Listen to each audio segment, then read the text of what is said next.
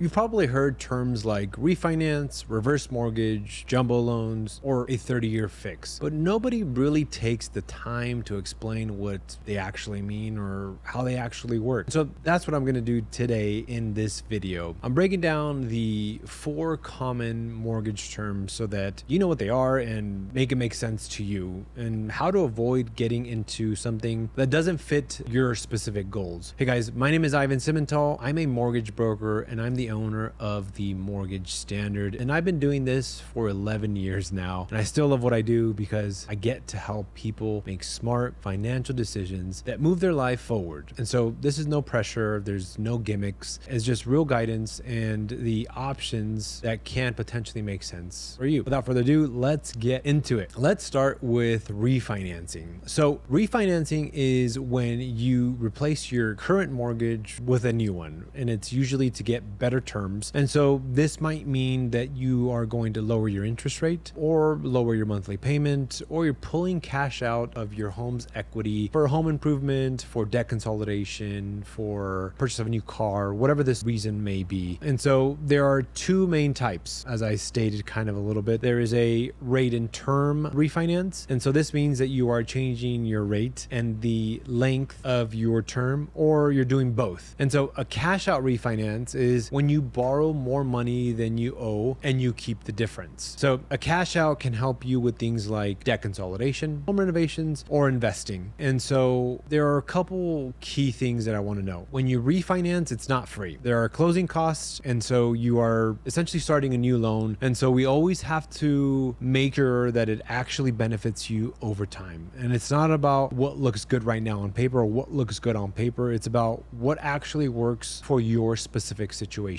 So please keep that in mind when you're looking to refinance and speak with somebody that is a trusted individual. And so that kind of brings us to our next term, or our next item, is a reverse mortgage. And so reverse mortgages, I think, are awesome if it makes sense for you. And so they're designed for homeowners age 62 and older who've built up equity in their home. A reverse mortgage, it essentially allows you to access the equity without making monthly mortgage payments. You can receive the money as a lump sum, monthly payments, or as a line of credit, kind of like a HELOC. And so the loan gets repaid when you sell the home, or you move out, or unfortunately when you pass away. It can be a great option for retirees who are house rich but cash light, but it's not free money. You're still responsible for taxes, insurance, and keeping up with the property and making sure that it's in good shape. And the loan balance grows over time, so your equity does go down the longer you keep it, but it's usually capped at a certain amount. And so used correctly, it's a very helpful tool, but you need to get into it with your eyes wide open. You need to make sure that it makes financial sense for your situation. Next, I want to talk about 30-year fixed loans and what they are and what they mean. And so the 30-year fixed mortgage is the most common loan for a reason, and that's because of its predictability. Your principal and interest payment, they stay the same for the life of the loan. They don't change unless you make a change to it. And so it makes it easy for you to budget and plan ahead, especially if you are buying your first home or you just want some stability. You can also qualify for a higher price point because the payments are spread out over a longer term, 30 years. Yes, you will pay more interest over time, but you do get more flexibility in your monthly budget. And so for a lot of people, especially families, that trade-off is 100% worth it. It's not about rushing to pay it off. It's about building a stable foundation and giving yourself room to grow. And so again, like I mentioned before on the other loans, make sure that this is a good financial decision and it makes good financial sense for your specific situation for the next 5 to 10 years. So now I want to touch on jumbo loans. That's what I want to talk about next. And a jumbo loan is what you'll need if the amount goes above the conforming loan limits. So depending on where you're at, we're currently around $766,550 in most areas. And so these are common for high cost areas or luxury properties. So they come with stricter guidelines, which